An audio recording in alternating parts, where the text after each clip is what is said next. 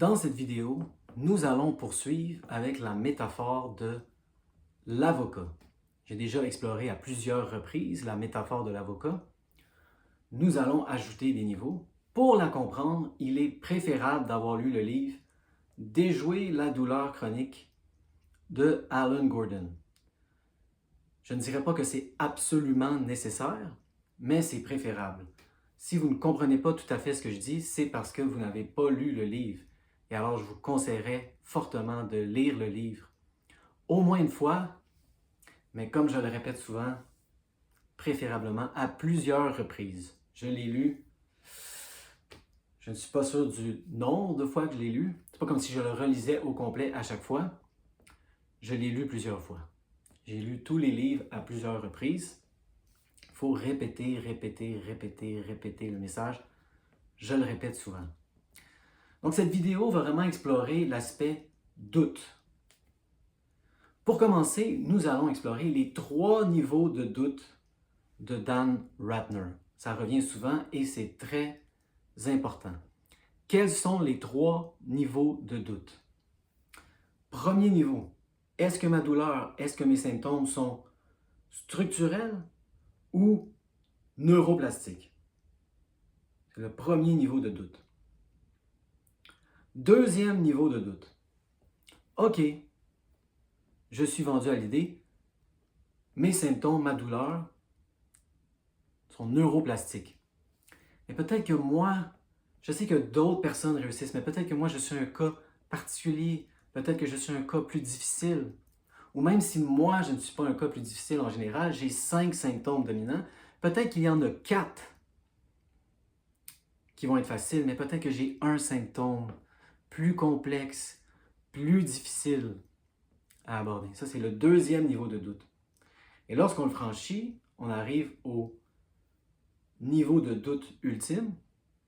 On dit, OK, d'accord, ma douleur est neuroplastique. OK, je ne suis pas un cas spécial, particulier, plus difficile. Aucun de mes symptômes n'est un symptôme plus difficile que les autres. Mais moi, suis-je capable? Et là, on est vraiment à la racine. On est dans notre image personnelle, notre estime de soi. Suis-je adéquat? Suis-je assez? Et là, on ne peut pas aller plus bas que ça. On est dans le sous-sol. Et même, je dirais, moi, que les doutes de surface, le doute est-ce neuroplastique ou est-ce structurel, est vraiment superficiel. C'est une représentation superficielle d'un doute beaucoup plus profond. Suis-je capable de faire le travail? Suis-je capable en général? Suis-je adéquat? Suis-je assez? Suis-je assez?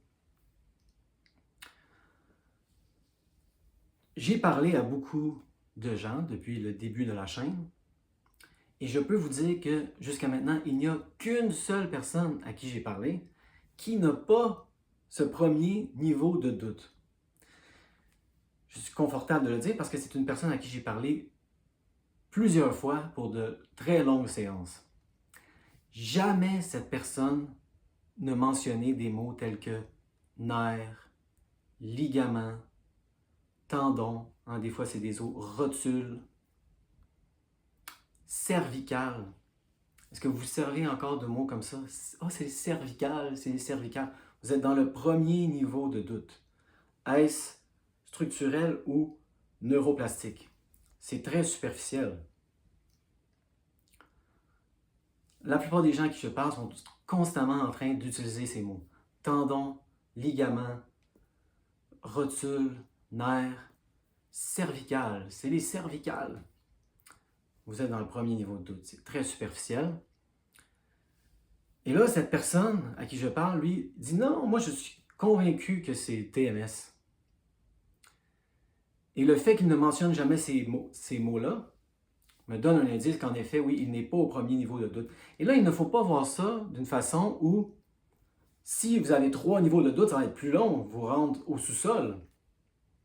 Ça se peut très bien que vous n'ayez pas ce niveau de doute-là, mais vos doutes sont tellement profonds dans les 2 prochains niveaux. Quelqu'un qui est encore à cette étape-là peut adresser les doutes plus rapidement.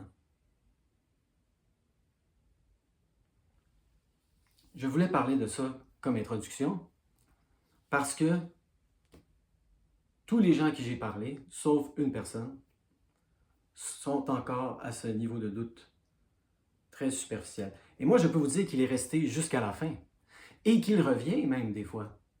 Lorsque j'ai eu un épisode de douleur en janvier, j'ai eu les doutes de surface comme ça, du niveau. Est-ce structurel? Est-ce neuroplastique? Peut-être que je me suis endommagé, peut-être que je me suis blessé.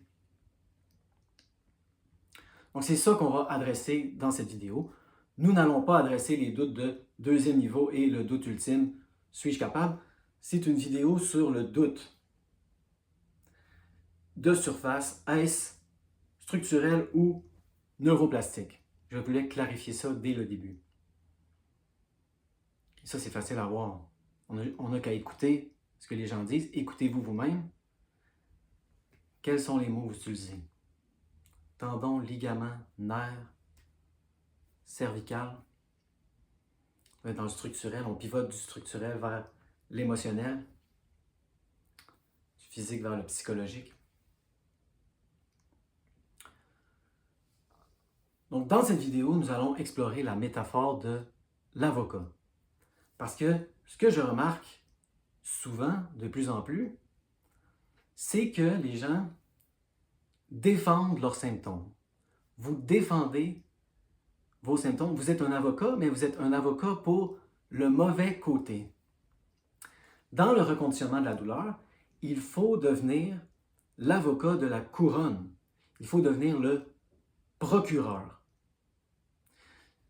C'est ça le but. Et là, les gens, ce qu'ils font, c'est qu'ils changent de côté constamment, dépendamment des preuves. Et ça, c'est un peu absurde, justement, dans la métaphore de l'avocat. C'est comme si chaque matin, vous alliez en cours, et là, vous dites, Monsieur le juge, votre honneur, j'ai regardé les preuves hier soir, et je crois que la victime est innocente. Donc, aujourd'hui, je vais travailler pour la défense. C'est ça que vous faites. Vous êtes un avocat et là, chaque jour, en regardant les preuves, vous décidez pour quel côté vous allez travailler. Ah oui, j'ai fait une révision des preuves. Là, moi, je pense que la personne est innocente. Je travaille pour la défense aujourd'hui. Et c'est pas comme ça que ça va fonctionner, évidemment. Quelqu'un m'a demandé cette semaine, c'est ça, il faut, même si on n'est pas convaincu, même si on pense que la victime est innocente, dans cette métaphore que c'est structurel, il faut prendre une décision de travailler pour la couronne, de travailler pour devenir le procureur. Et j'ai dit oui, c'est ça, c'est une décision qu'on prend. Peu importe les preuves. Et là, quelqu'un va me dire, non, mais moi, je suis convaincu à 100% que ma douleur est structurelle. Et là, je vous dirais, pourquoi d'abord vous regardez cette chaîne? Arrêtez de lire les livres, arrêtez de lire Alan Gordon, arrêtez de regarder ma chaîne. Vous êtes convaincu à 100% que votre douleur est structurelle? N'écoutez plus ma chaîne. Si vous écoutez ma chaîne, vous êtes en doute. Vous n'êtes pas sûr. Vous hésitez constamment. Est-ce structurel? Est-ce neuroplastique? Et là, dépendamment de la journée, vous travaillez pour la défense ou pour la couronne. Très mauvaise stratégie. Il faut prendre une décision. C'est pas comme ça que ça fonctionne être un avocat. On ne change pas de côté constamment. On prend une décision, on se fait engager. On est l'avocat de la couronne. Je suis le procureur maintenant. Et on ne change pas de côté dépendamment des preuves. On est l'avocat de la couronne.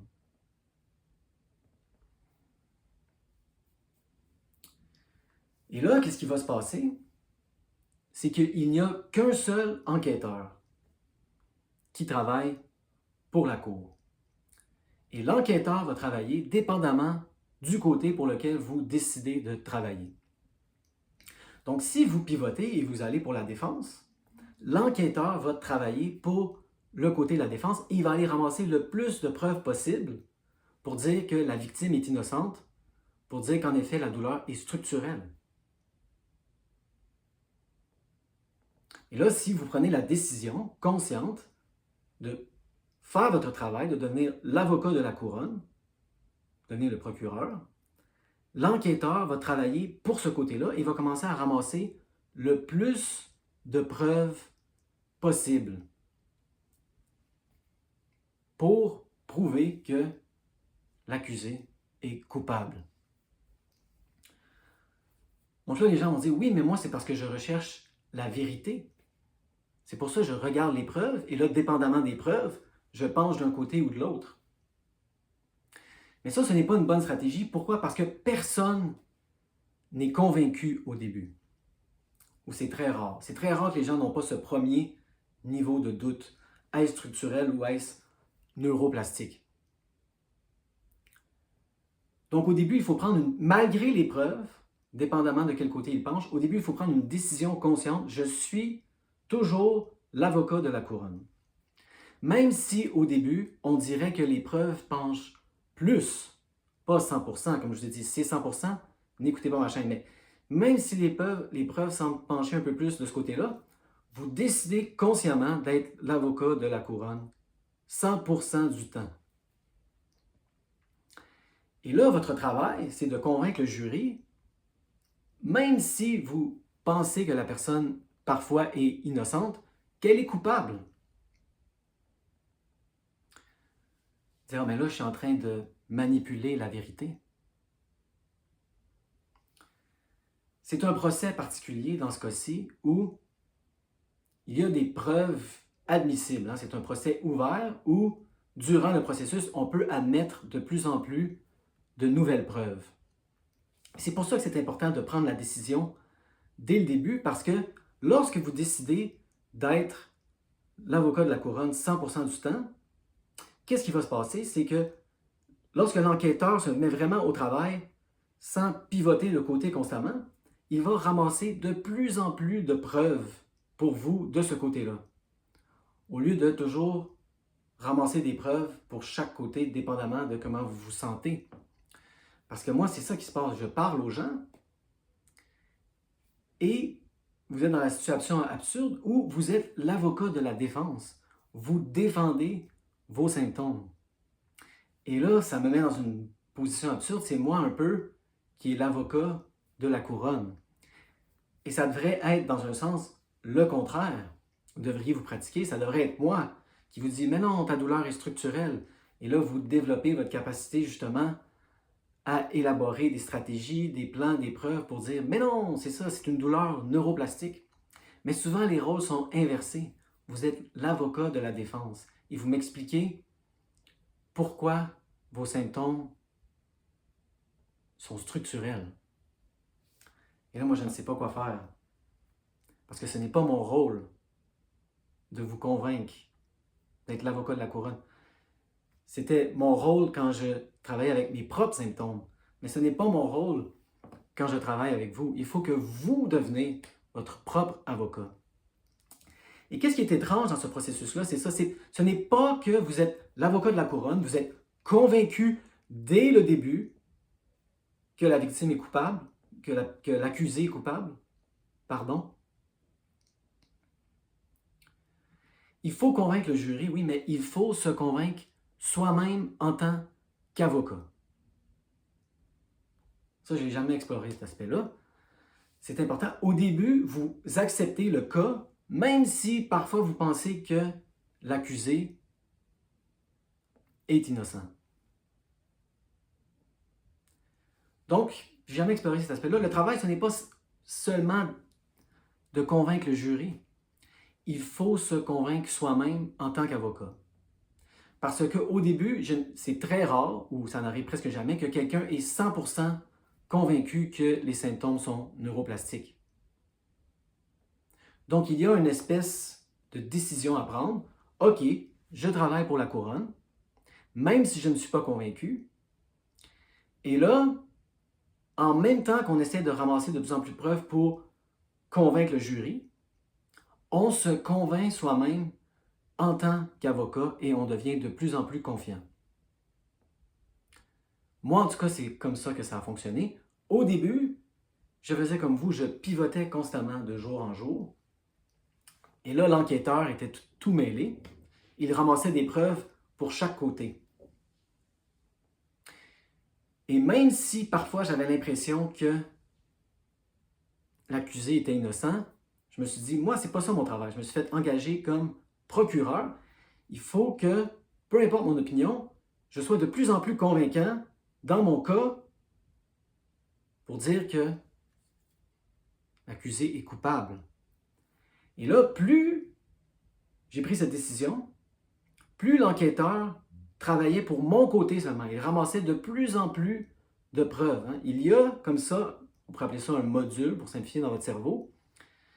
On pourrait appeler ça pour simplifier le biais de la confirmation, qui cherche constamment des preuves de ce que vous croyez déjà.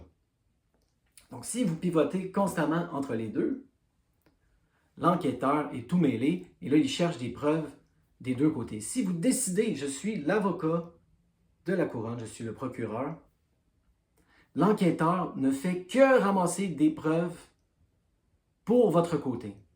Et là, en tant qu'avocat, wow! Vous devenez de plus en plus convaincu. Vous n'étiez pas sûr au début, mais là, ça se confirme. Oh mon Dieu, c'est neuroplastique. Il y a de plus en plus de cas d'exception, il y a de plus en plus de preuves.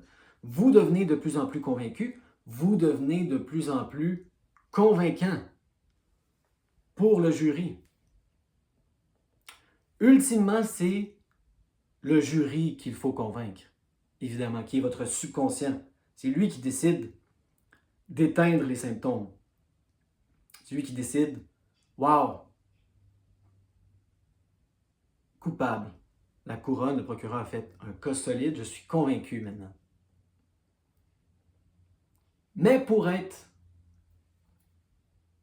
convaincre le subconscient, pour être convaincant, il faut être convaincu. Personne ne commence le processus convaincu. C'est vraiment ça le message de la vidéo. C'est normal au début de vouloir constamment pivoter dépendamment des preuves.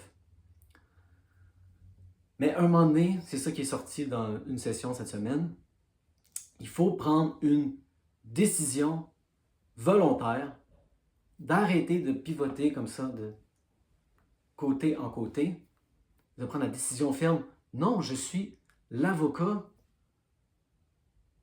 de la couronne. Pourquoi est-ce que je défends les symptômes structurels? Vous le faites constamment, les gens me disent. Ah, cervical, tendon, ligament, rotule. Vous êtes l'avocat de la défense. Posez-vous cette question-là, si on veut aller plus profond justement. Pourquoi défendez-vous vos symptômes? Il faut se poser la question. C'est justement un mécanisme de défense. Et là, c'est à vous de voir, de creuser. Pourquoi vous faites ça? Ça représente des choses plus profondes. Ça, c'est vraiment, en ce moment, on est à la surface. Est-ce structurel ou neuroplastique? C'est le doute le plus superficiel. Mais il faut l'adresser. Il faut arrêter d'être l'avocat de la défense. Arrêtez de défendre vos symptômes. Chaque fois que vous faites ça, l'enquêteur ramasse de plus en plus de preuves pour ce côté. Lorsqu'on regarde des films, on adore ce genre de films, qui parlent des procédés judiciaires, ils sont différents de pays en pays. On sait que les procédés judiciaires n'ont pas nécessairement rapport avec la réalité. Ça n'a pas rapport, ce n'est pas comme de la science. Les gens qui sont coupables, parfois, sont acquittés. Et vice-versa, dépendamment du talent de l'avocat, justement. Parce que c'est une question de perception. Combien de fois on a vu ça dans les films, dans les séries télé? Le coupable est acquitté. La personne qui est non coupable est déclarée coupable de façon injuste. Pourquoi? Parce que les avocats étaient excellents. Ils étaient capables de manipuler la vérité. Et au début, moi, ce que j'ai trouvé, c'est que ça a fait partie du processus, un peu. Manipuler. C'est, ah, mais ça, c'est malhonnête, c'est mentir. Au début, oui, il faut, parce qu'il y a beaucoup d'indications. La personne est peut-être innocente, non coupable. Mais là, il faut faire son travail de procureur. Il faut manipuler un peu. Mais ce que j'ai réalisé, moi, dans mon processus, c'est que plus on manipule, au début, parce qu'on n'est pas sûr, plus l'enquêteur nous ramène des vraies preuves, de plus en plus concrètes. Et on fait, ah, je n'ai plus besoin de manipuler, je n'ai plus besoin de mentir. C'est la vérité. Mes symptômes sont neuroplastiques. Vidéo de 20 minutes. Donc, j'espère que cette vidéo a été utile. Ce n'est pas qu'une seule personne. Quand je parle aux gens, très souvent, ils défendent leurs symptômes. Ils défendent les symptômes structurels. C'est un peu absurde quand on entreprend ce travail-là. Vous vous levez le matin et là, dépendamment des preuves, vous décidez, ah, pour quel côté vais-je travailler aujourd'hui? La couronne ou la défense? Il faut prendre une décision. C'est vraiment un thème qui est revenu, qui n'a pas rapport avec les preuves initialement. Je décide de travailler pour la couronne, je décide de devenir le procureur, peu importe les preuves initiales. Si vous écoutez cette chaîne, vous n'êtes pas convaincu à 100% que c'est structurel. Donc, il y a du jeu, jouer avec ça. Et là, plus vous allez être ferme dans votre décision de travailler pour la couronne, moins ça va être de la manipulation, moins ça va être du mensonge. Vous allez réaliser de plus en plus que votre douleur est neuroplastique. Moi, initialement, je me disais, c'est presque impossible que ma douleur est 100% neuroplastique. J'ai tellement mal, c'est tellement réaliste, on dirait tellement qu'il y a des choses qui sont en train d'être brisées. Il a fallu que je me convainque peu à peu, c'est graduel. Je ne me suis pas réveillé un matin convaincu. Oui, je suis convaincu à 100% que c'est neuroplastique.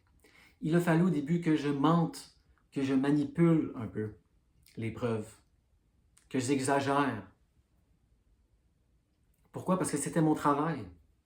Je suis l'avocat de la couronne, pas l'avocat de la défense. Oui, je manipule, oui, j'exagère. Mais si je suis ferme, là, tout d'un coup, l'enquêteur me ramenait de plus en plus de preuves. Ah, ah, ah, cas d'exception après cas d'exception, de plus en plus gros, de plus en plus long. Et finalement, je me suis convaincu moi-même, je suis devenu convaincant, et là, le jury a dit oui, en effet, quel beau cas. L'accusé est coupable, ce n'est pas structurel. Douleur neuroplastique.